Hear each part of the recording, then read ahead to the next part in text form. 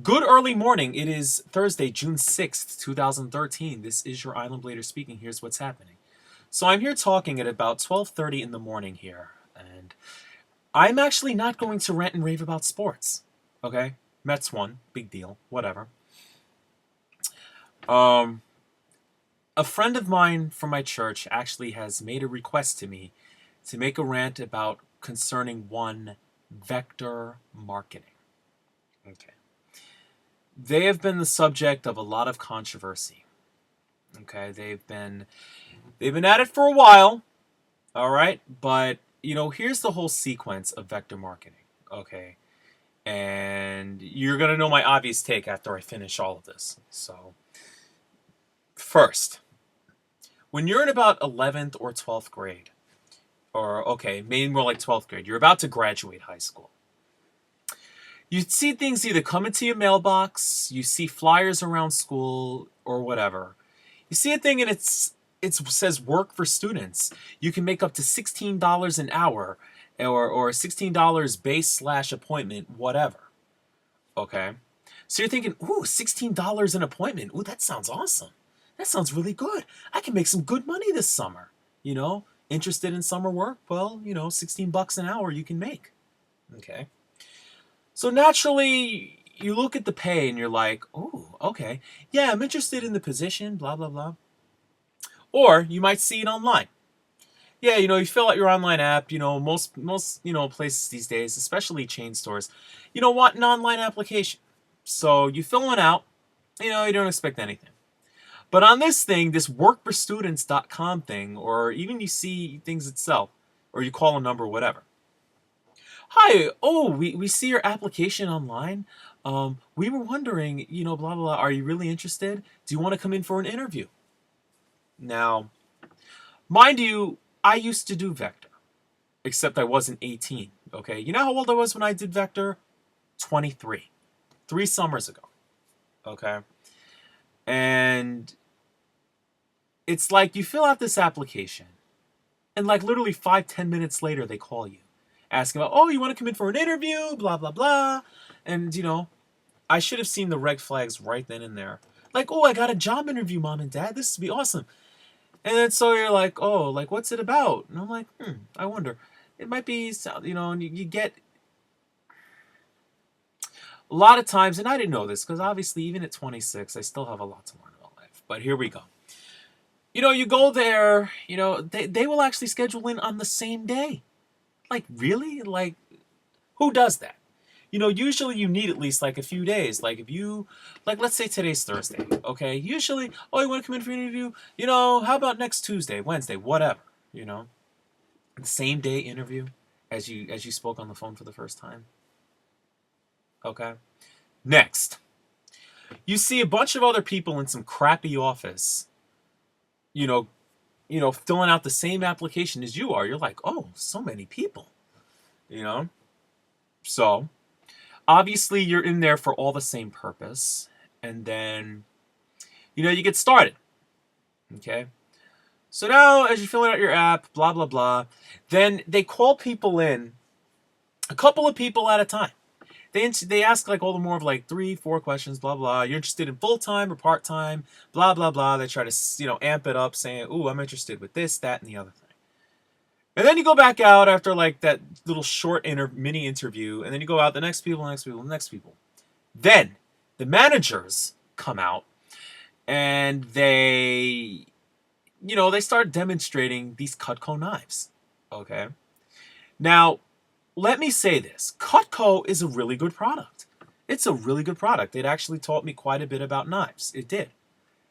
You know, they're really good knives. They blah blah. So they start cutting stuff with it, like little pennies and cheese, and how neatly it cuts, and all this other nonsense. So then afterwards, it's like from what I went through, I don't know how many people there were, but they sent half home and told half to stay. I was one of those people that stayed. Okay, like, oh, okay, maybe, they told the people going home, they said, we'll give you a call tonight to let you know, if you got the job or not. So I was told to stay, and I'm like, oh, maybe they want more from me. Okay. And then I went in there privately with the manager, And he's like, I really see the potential in you, and I really see you becoming a really good salesperson. I'd like to offer you a position. And then he tells you, don't go walking out of here just celebrating, for the sake of the other people. So, all right, that's over with. You go home, and you're like, yes, I got the job. All right. And then, you're thinking, all right, you just outdid how many other people in the room. Then they tell you to go for training. Okay, a few days later. It's a 3-day training thing. Okay. They, you go to training, you're like, oh, I feel good. And then you see everybody that you interviewed with, the day you went and got the job. Everybody got the job. Okay. So for people, for people that go in and out, it's like, come on, really? In a real job, you've outdone others. Okay. Unlike this. All right. So you go for training. Training is, you sit there for 3 days, 6 hours a day, and you're like, really? It's like they tell you, you're like working in groups, they're telling you how to sell the product and all this other stuff, you're demonstrating what to say to them, you're practically reading off a script and all this other stuff, and you're like, this is how this is this thing. It can do wonders, it can cut sliced bread, it can cut cheese, they have a pair of scissors that can cut a penny. Okay? Oh, cool! So, mind you, this is a job actually where, you're doing direct selling. And that can be, direct selling. I mean, you don't find that often. One-on-one direct selling, all this other stuff. No, So you do all that, and then you try to convince them, why is it worth it to buy this stuff? So, they tell you, whatever. So eventually they try to really force the issue. Like this is, what I can do for you, and so on and so forth is, I could give you this for free and blah blah blah, just to, you know what I'm saying. Also, pay. Okay, you saw in your ad that you saw probably $16 an hour, or $16, $17 base/appointment. Okay, my friend, that is an outright lie. Okay, they tell you if you don't make a sale, okay, and that you only could sell to like certain people, like married, 25 years and above, and whatever, something else. Okay, they don't want you to sell to males alone. Okay, mind you, I got reprimanded for selling to a male. Okay, alone. It's like, what if the male cooks and the female doesn't? Okay, it's not it's not always a stereotype of the female cooks and the male doesn't. But anyway, so yeah, this whole pay thing is garbage. Okay, let me tell you something about vector marketing. It is a commission-based job. Okay, depending on how much worth of Cutco you sell, it determines your commission. So with your first range, $0 to $1,000 sold worth of Cutco, you only earn like 10% of that. Okay, so if you've sold $600 worth of Cutco, congratulations, your paycheck is only $60. Okay, so it's like, and also this. Okay, you also realize this. If you don't make a sale, not only you keep a log of all your appointments that you've done, your family, your friends, whomever you've sold to. Okay. Now, it's apparently it's not, like I said, with the certain appointments, they say you get base pay, confirmed appointments. That's crap. And base pay will be washed out if your commission you earn is higher than your base pay. So if you're getting paid $17 per appointment or whatever, it's like, and you earn, someone buys you something so low that it's like 21, or you only like $21. That's your pay.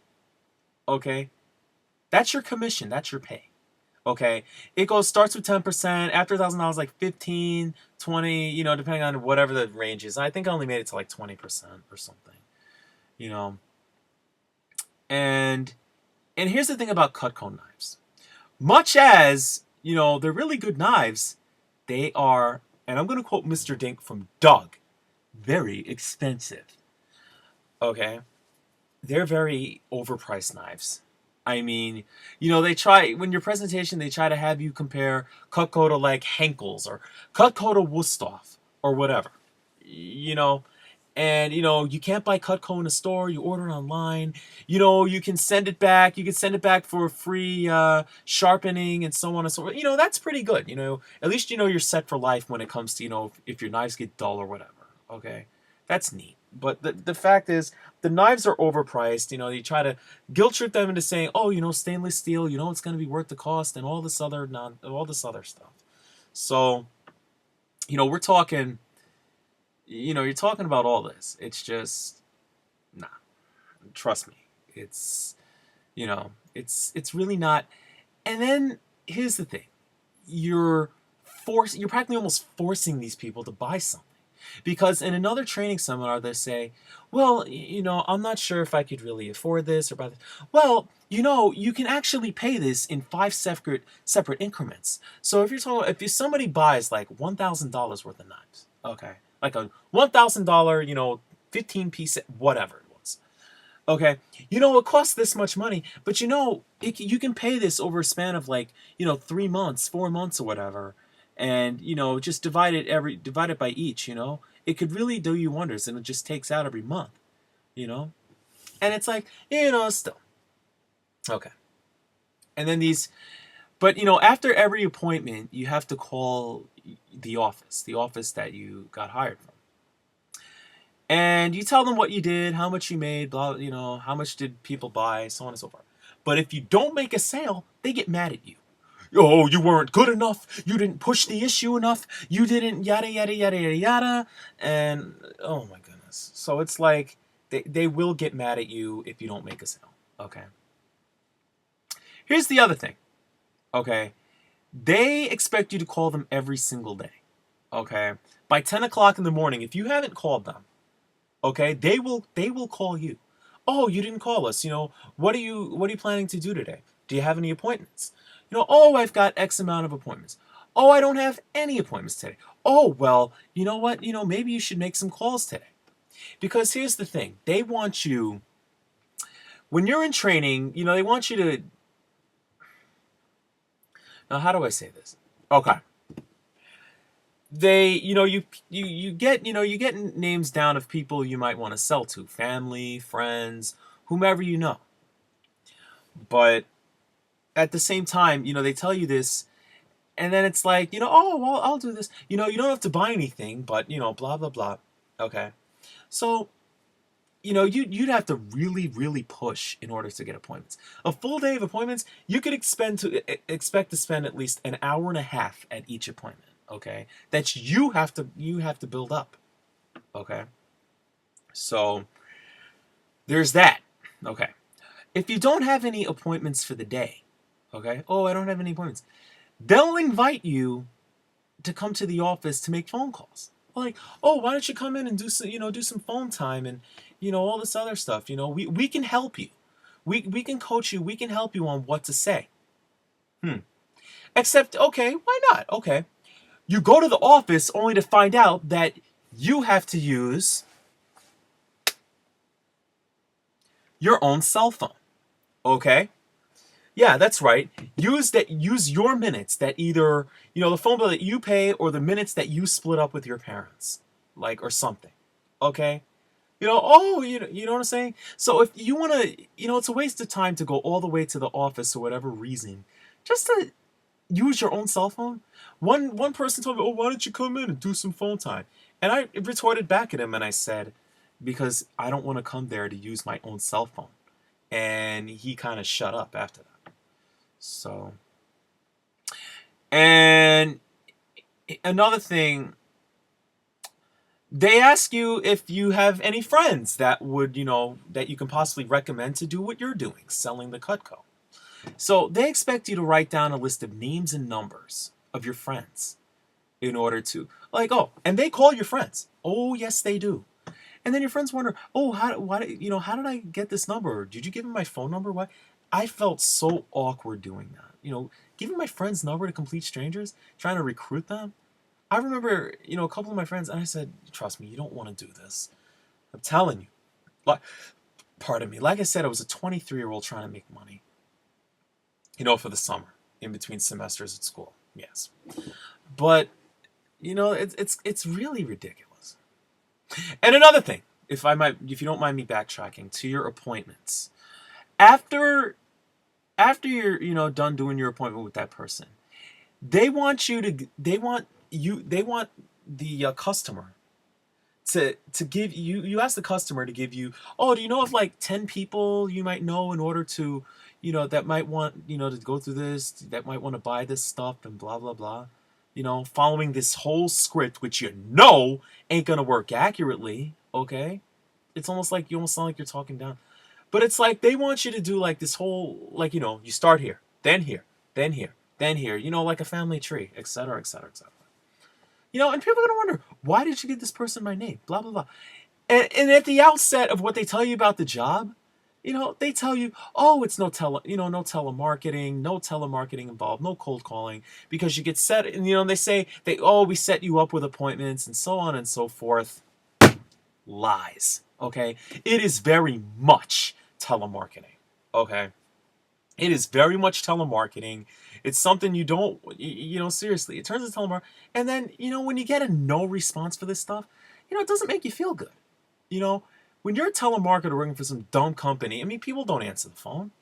But then it's like, oh, hi, so-and-so. Yeah, I got your number from, this person. And we're wondering, if we want to, of course they're going to be like, oh, it's a telemarketer, probably. How'd you give me my phone number? So on and so forth.